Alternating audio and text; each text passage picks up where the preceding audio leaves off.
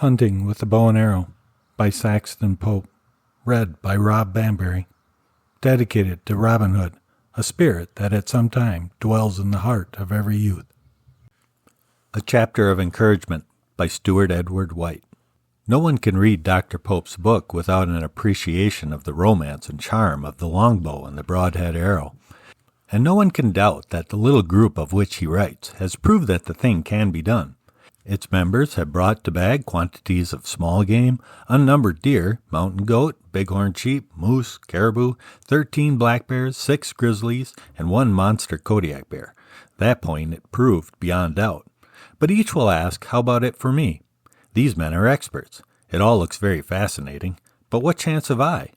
That, I believe, is the first reaction of the average man after he has savored the real literary charm of this book and begins to consider the practical side of the question. It was my own reaction. Fortunately, I live within commuting distance of Dr. Pope, so I have been able to resolve my own doubts, slowly. My purpose here is to summarize what I have found out. In the first place, the utter beginner has in his hands a weapon that is adequate and humane. A bad rifle shot or a bad shotgun shot can and does slobber his game by hitting it in the wrong places or with the outer fringe of his pattern. But if an arrow can be landed anywhere in the body, it is certain and prompt death.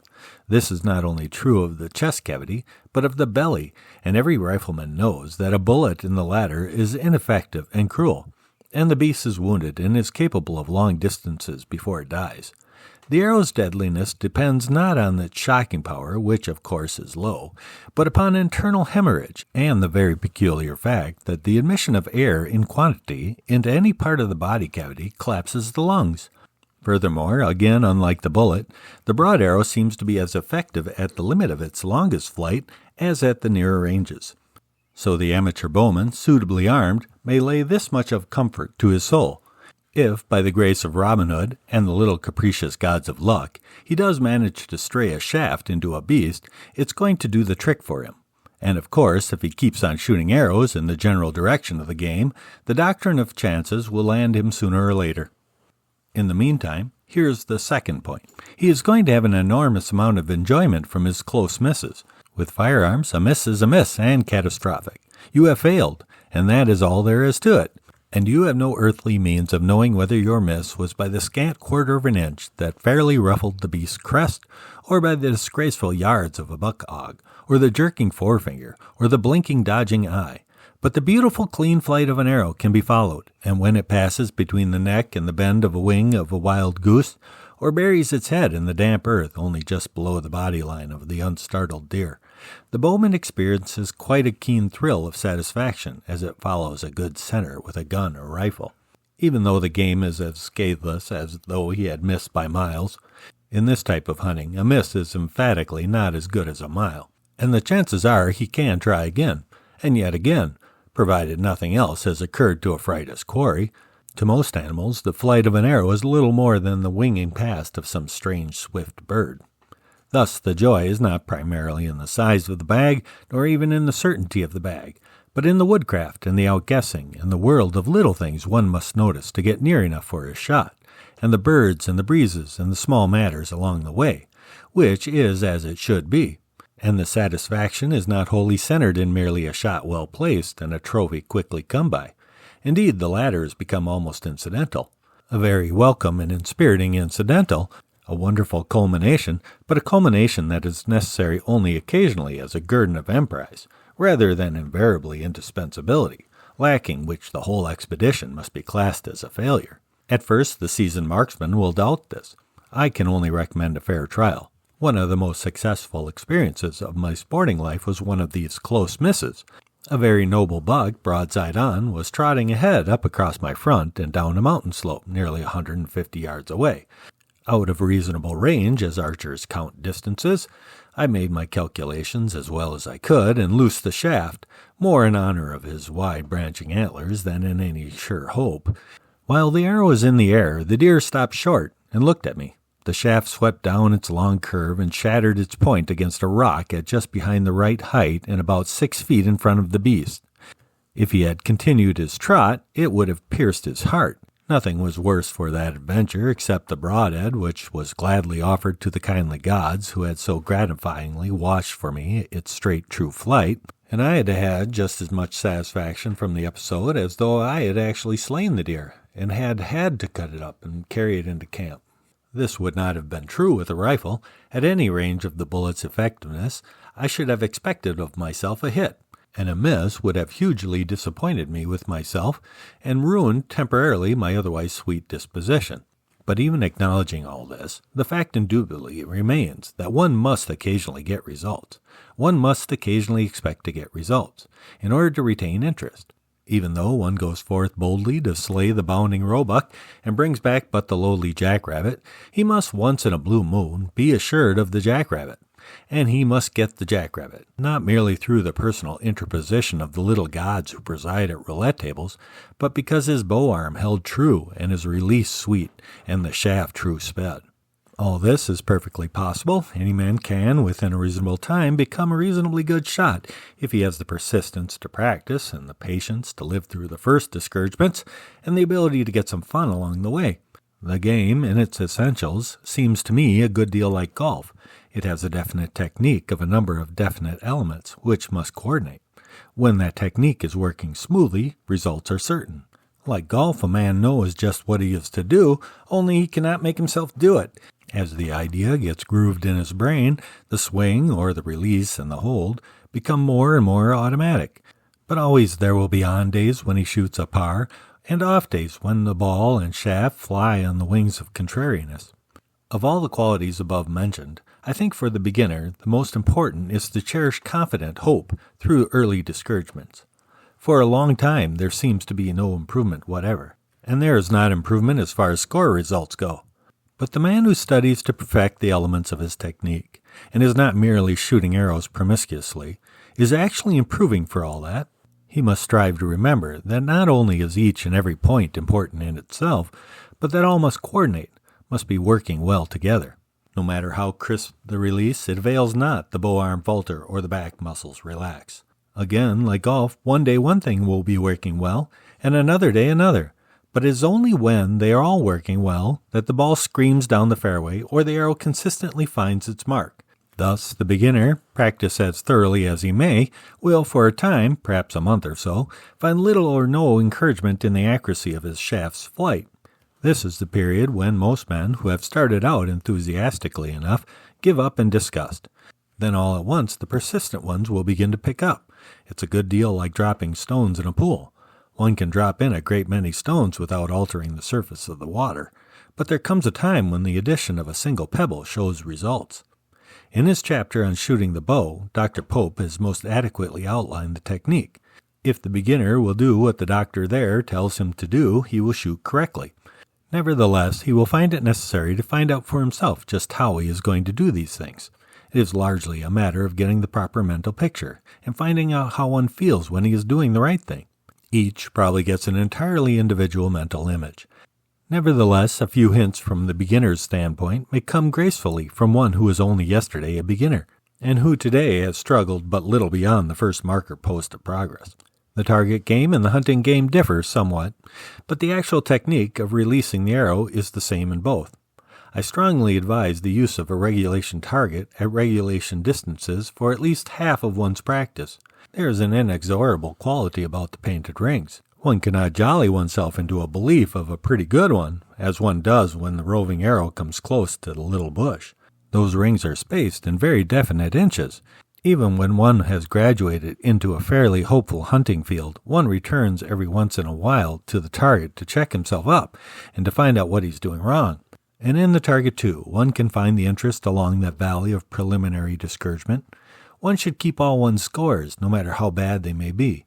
Even if a lowly 70 is the best one has been able to accomplish, there is a certain satisfaction in going after a not-so-slowly 71.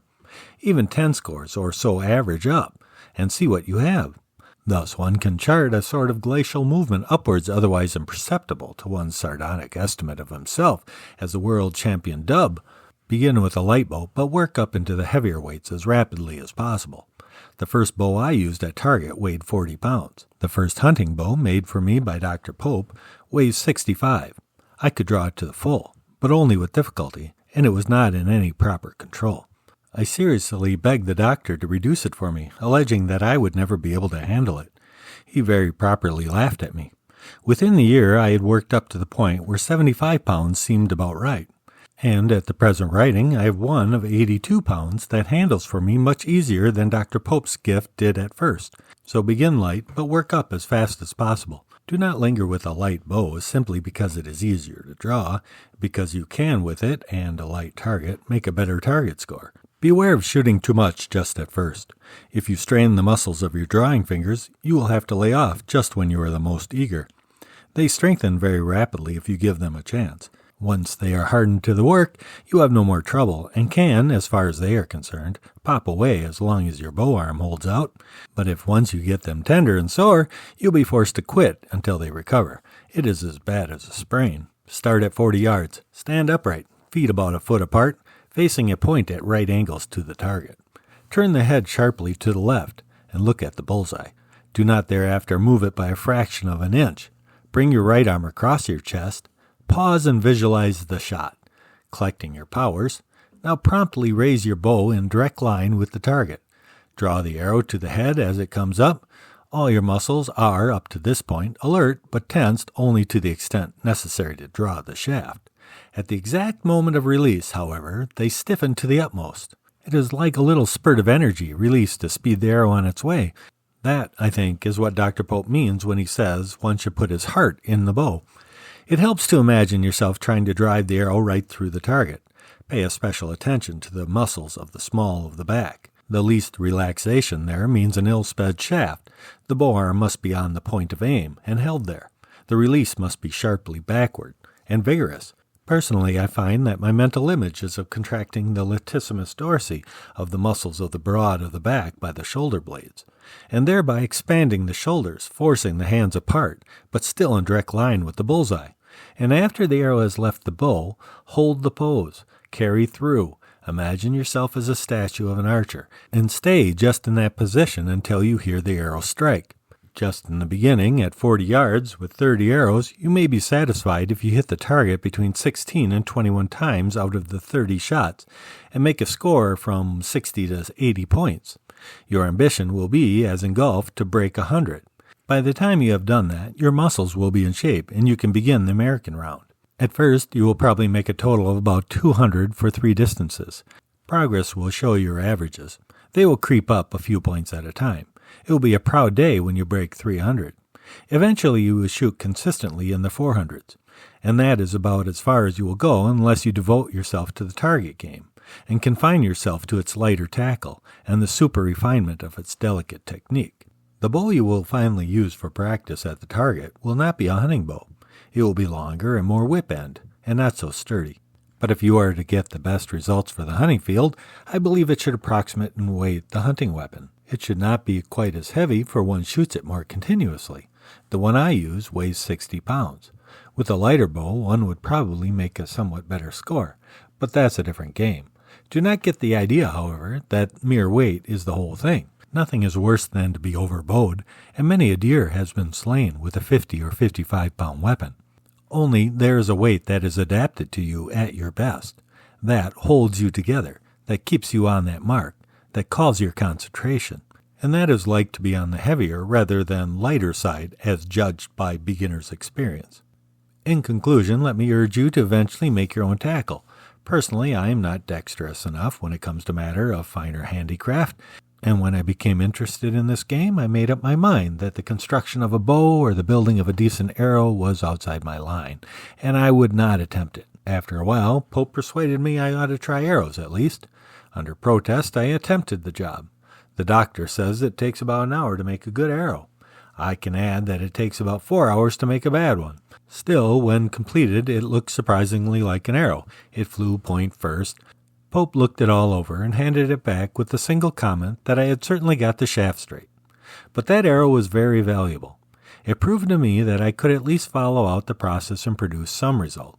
It also convinced me that Ashan Vitu, who was the heathen god of archers, possessed a magic that could make 1 drop of glue on the shaft become at least 1 quart on the fingers, and that turkeys are obsessed with small contrary devils, who pass at the bird's death into the first 6 feathers of its wings, and there lurk to the confusion of amateur archers.